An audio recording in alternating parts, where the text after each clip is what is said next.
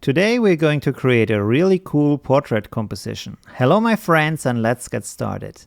Please write in the comments if you want to see more videos like this, and the focus in this episode is on how to create really cool images with very easy technique. So basically we have these materials here I found on a page called textures.com, these trees or plants, and they have already been cut out. This is the amazing part about textures.com. I will link it in the video description. Then we have the sunset here, and this is our starting picture, a very nice picture of a woman with very cool hair, and you can see it's a black and white picture.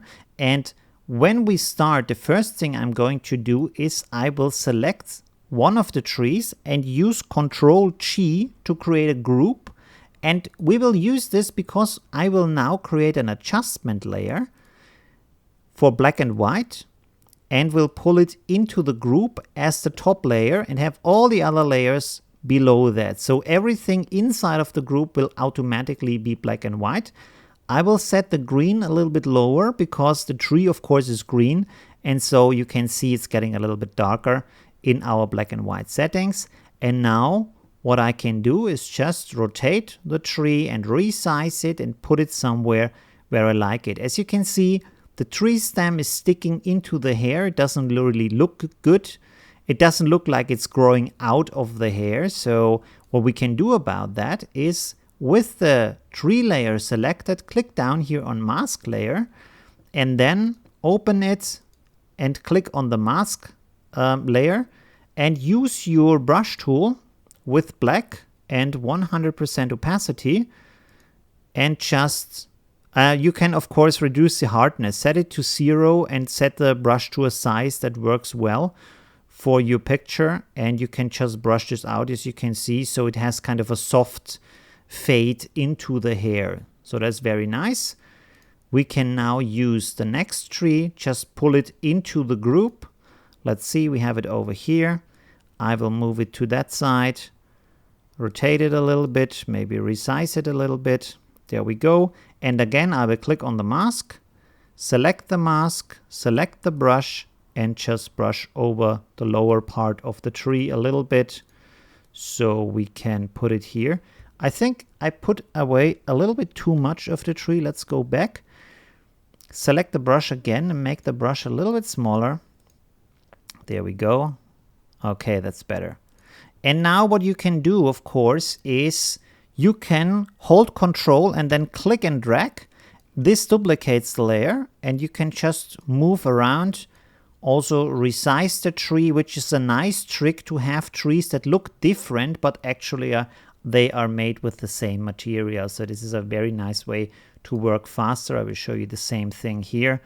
I will just rotate this to the other side and give it a different size, and it kind of looks like it's a different tree. So this is a very nice trick to make more from the materials you're working with. The next one is this plant here. I'm not really sure what the English name for that is. I'm sure you can tell me in the comments what this specific plant is called. I just know the German name, but it fits very well, and I like that it looks like a feather and that it also has kind of the qualities of the hairs of these little strings that are sticking out here. It look really cool. So this mixes very well, and because it looks like a feather, you can see here a nice effect that when it's on a light background, this looks very dark, but when I put it on the hair, because the hair is darker, this suddenly starts to look very light. So suddenly you think that this color and this color here from the background is the same, but you can see it's not the same. So this is really cool. It's an optic illusion, and we can use this to our benefit to have this here in the hair and look like feathers that are decorating her face. So this is really nice. Let's resize this a little bit, put it over here, so this gives a really cool nature look. Let's put some more over here maybe. I don't know, maybe up here is nice. And we can always, like I said, we can always use the mask. Like in this case, use the mask tool with the brush to just make this a little bit softer also on the other parts. Let's see, where's the layer? This is the layer, okay. Mask and brush. There we go. And you can see this helps us to make it look like it's coming out of the hair. So it's really important that it looks like it's growing in this case. So there we go. Okay. And this already looks really cool. I think I will use one more over here to give it even more structure. There we go. Nice. Maybe a little bit bigger. Okay, that's nice. I'll use another mask. So this has a lot of layers actually, this picture. But you can see the techniques are really easy, and this is what I like about this tutorial. And of course, you can stick anything you like onto the head. It could be buildings or people or whatever it is. You can really create fantastic scenes with this really, really simple technique. And to make this picture more interesting, we are going to blend it with another picture from a sunset, which is this picture here. And we are going to resize it because it has a lot more resolution than the other picture, the portrait. And so we can move it around. And I will set this. You can see you can do a lot with the colors. Let's zoom in here. And with the blend modes of the layer, you can see you can create a lot of different styles of whatever you fancy, whatever looks interesting to you. Overlay is always something that I really like, but you can also use hard light. You can see hard light also looks very cool. So really play around with the play modes to get something looks amazing for you.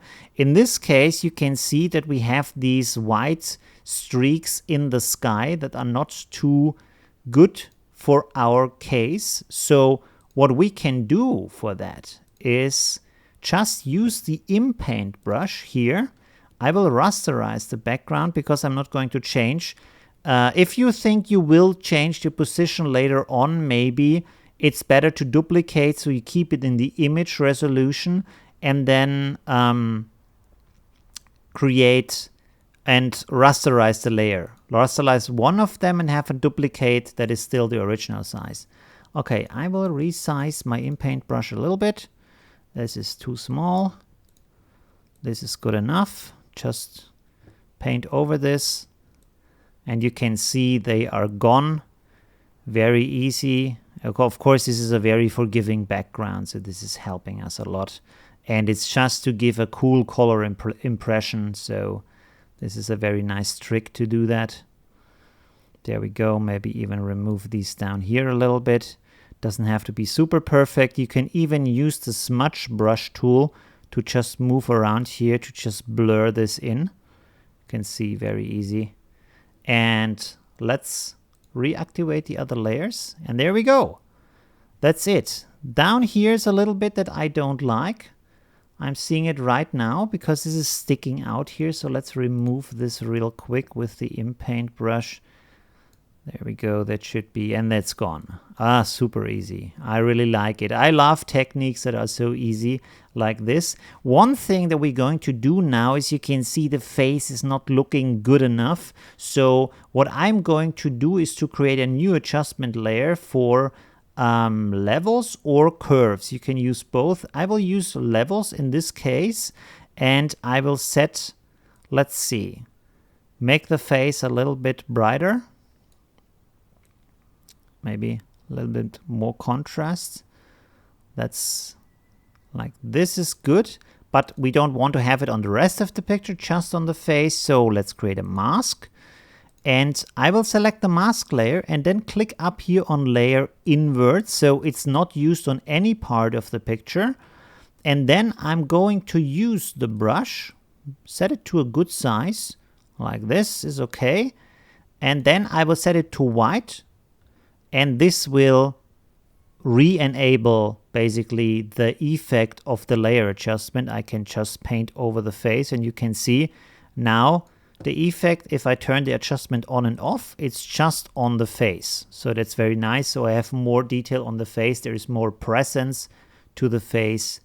And with opacity, of course, you can reduce it a little bit if you want, or you can still go into the layer adjustments to move this around. So this was the tutorial for today. If you want to see more of them, please comment and tell me so.